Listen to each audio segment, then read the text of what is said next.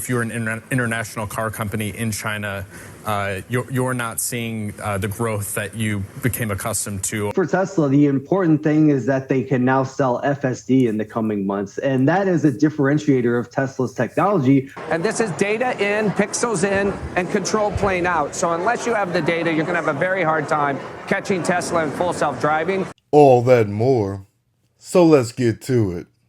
Tesla stock is down in the pre-market a little over 0.5%, sitting at 176.83. Well, I got my wish. Tesla stock has fallen below 180, so I placed a call that extends out into the end of May for 175.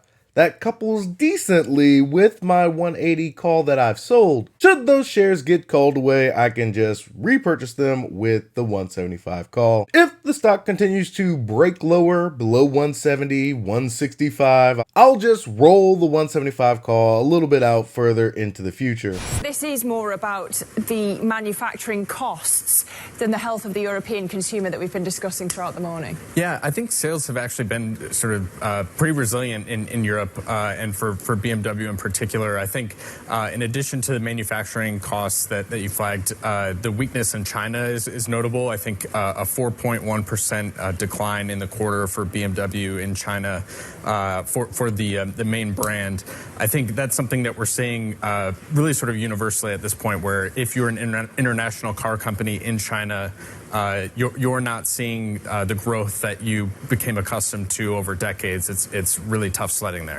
Manufacturing. I do believe Tesla has an extreme advantage over anybody else when it comes to manufacturing. The only thing that seems to give our techno king a little bit of concern would be the players in China. Lower labor costs, a well-defined supply chain, the list goes on and on why the Chinese manufacturers are going to do better, especially in China. I'm afraid it would be a bloodbath for anyone having manufacturing issues as these Chinese OEMs extend beyond the realm of China.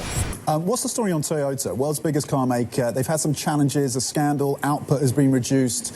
What are the top lines coming through from that company? Yeah, I think in terms of the outlook, this is a company that is very consistently extremely conservative in the numbers that they set. So it's a company that, you know, is only, and I say sort of tongue-in-cheek, only going to make 4.3 trillion yen this year in profit. And I think we can sort of, you know, pretty reliably count on them to exceed that just based on past precedent. Past performance does not guarantee future production. The transition to battery electric vehicles is becoming ever apparent. If Toyota wants to remain one of the largest manufacturers of cars, they're going to have to change their powertrains to batteries. Hybrid cells will get them through the next few years. As the ball drops on 2030, hybrids will be the last of a dying breed. That is the internal combustion engine.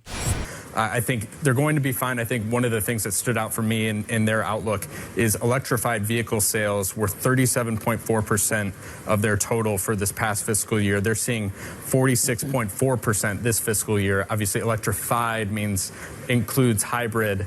But, you know, they're coming up on half and half, actually, you know, hybrid and EVs. Which they were critiqued for, and now they're benefiting for. Hugely benefiting from hybrids making a comeback. Properly critiqued for because it is a stepping stone, an inefficient dual powertrain system. Or maintenance because there are more things on the vehicle to break. A sustainable, reusable power source like the battery electric vehicle only works in theory. It's too expensive. The margins, we can't do this properly and still make money. Until a little startup named Tesla said, yeah, we can make money off of these. Once Tesla turned profitable, every legacy OEM should have been like, holy balls. They actually did it. They actually turned battery electric vehicles with a positive profit margin. If they can do it, we damn sure should be able to do it, right?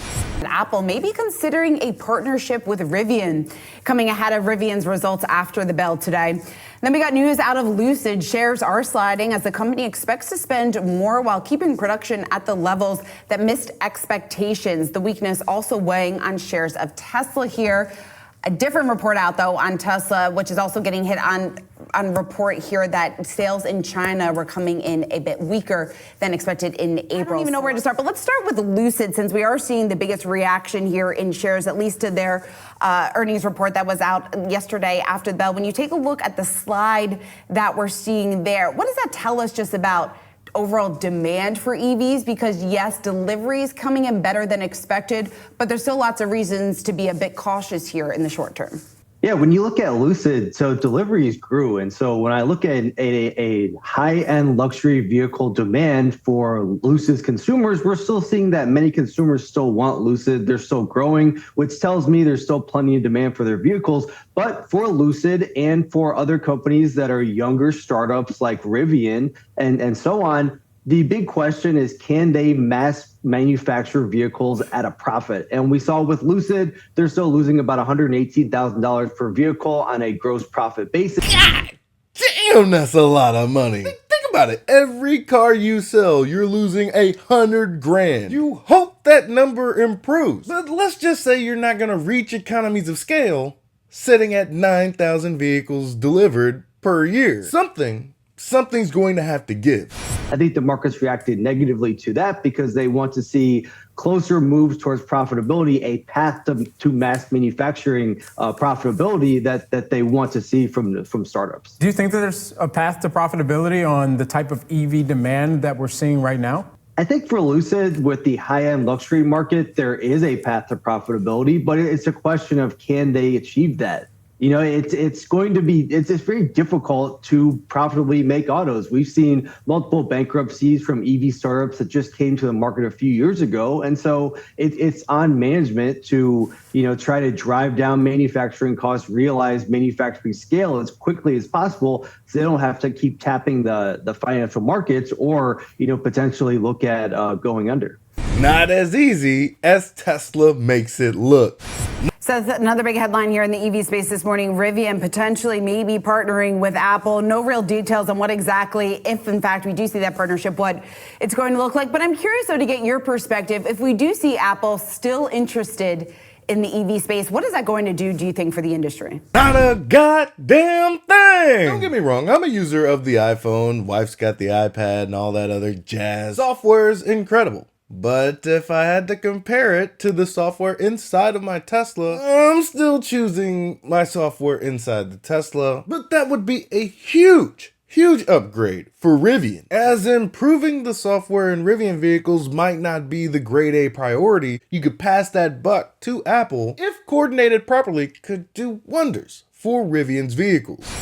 Apple has a lot of really strong technology, and Apple would certainly have the balance sheet to throw a lot of money behind developing EV technology. Partnering with an existing manufacturer like Rivian sort of accelerates that development, because remember, Apple scrapped their EV project. I think they didn't want to start fresh and build their own car, but a partnership route seems to make a ton of sense since EVs are a growing market. And I think Apple's looking at this as a new device per se to grow their technology and grow their revenue with a new end market. I think for Apple, they could look at this as a new platform. So perhaps the operating system of the electric vehicle. And so for Rivian, you are adding your vehicles to the Apple ecosystem that allows many users who are maybe interested in a higher end luxury EV in the first place would consider that to be able to more seamlessly get in their vehicle. And I know Apple CarPlay is in many vehicles, and so that creates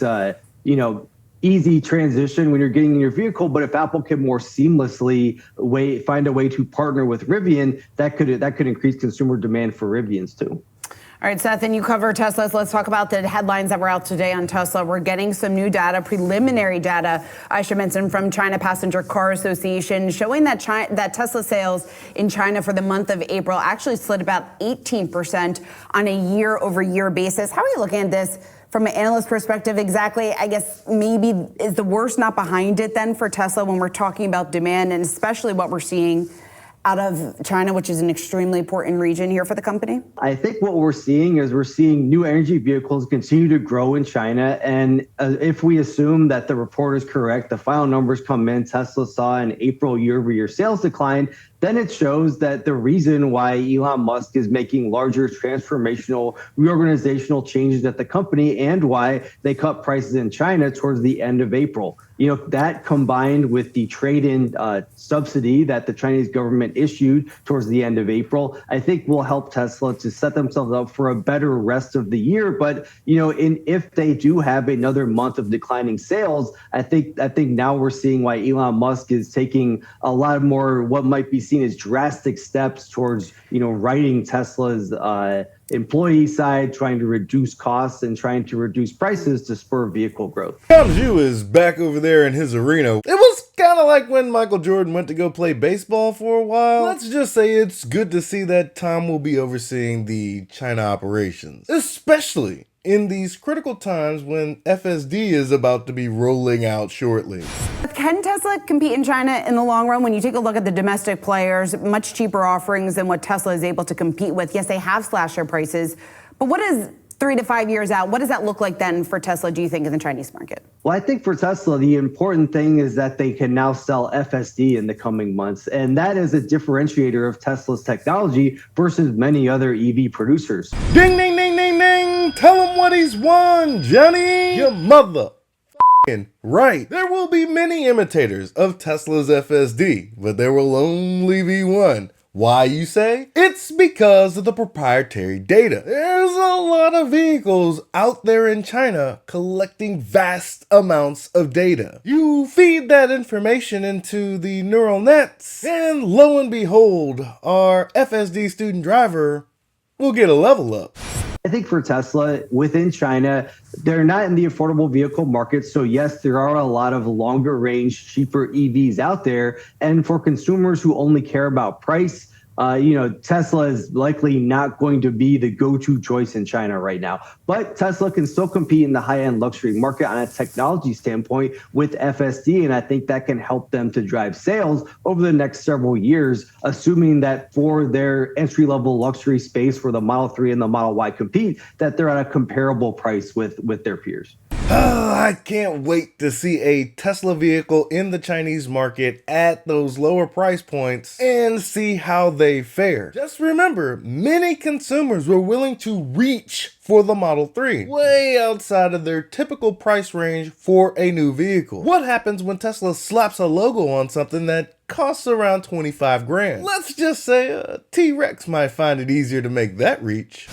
You have a small position, speaking of driving, autonomous driving and the like in Tesla, which you revealed on our program the last time we spoke. What takes it from a quote-unquote small position to something larger? What do you need to see from Elon and that company from here? Well, first, let me say, I think Elon's done an extraordinary job, and I think his advantage in AI and full self-driving relative to all the other manufacturers in the world is deeply underappreciated. I described FSD 12 as a chat GPT moment for self-driving. After 10 years of marginal improvements, we had a profound breakthrough around the imitation learning of FSD 12. I think that will be an incredibly valuable asset to the company. I don't think it's an asset that can be replicated by other OEMs in the United States. They simply lack the data. And this is data in, pixels in, and control plane out. So unless you have the data, you're going to have a very hard time catching Tesla in full self-driving. Ding, ding, ding, ding, ding. Tell him what he's won, Johnny. Your mother.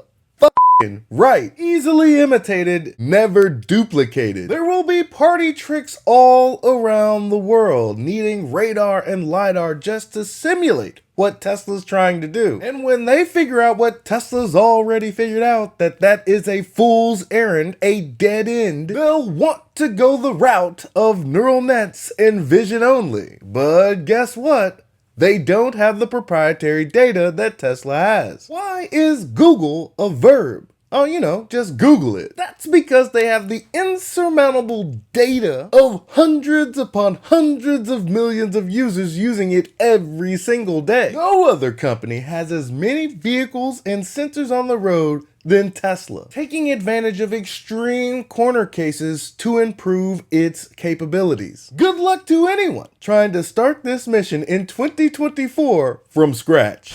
I don't think BYD is going to be able to, play in that game either. And I thought it was fascinating at the moment that the United States is banning TikTok, that the Chinese government is providing permission to Tesla to do full self-driving in partnership with Baidu in China. It shows the resilience and the strength of the relationships that Elon Musk has in China and that Tesla has in China, and their own push toward AI. So I think, you can't think of the company as an auto company. You have to think of it as a technology company. Today, we think that it's, fully valued. It's been a volatile ride, but we think this may be one of the companies that can break through on energy, can break through on AI and FSD. And so we're paying very close attention, because if we start to see the adoption and the conversion on FSD that we think is possible, this will be a story like Apple and services, where services becomes an increasingly important part of their profit makeup.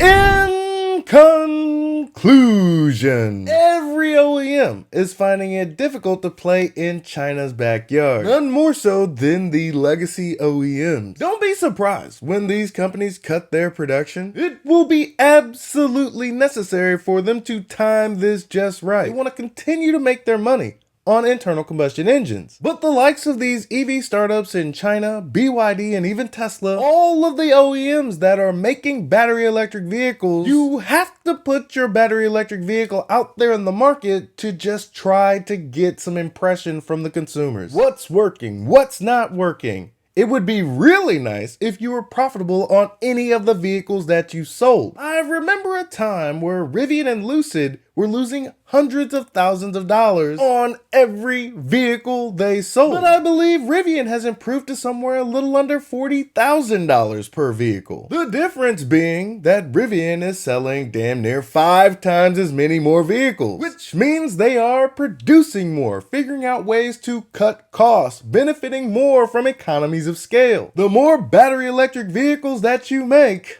the more profit margin you're more likely to have. And even Tesla is struggling in the backyard of China. It's to be expected. There are lower cost models over there that get about the same amount of range for a cheaper price. Now they're going to be able to offer FSD version 12 to consumers in China, for those consumers that value something more than just a cheap price. Safety, convenience, performance, and functionality. Tesla consumers tend to be Tesla consumers on their next purchase. Add on top of it a technology that can only be imitated, never replicated, thanks to all of the proprietary data Tesla possesses.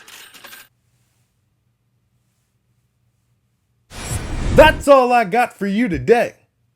Be easy. Peace.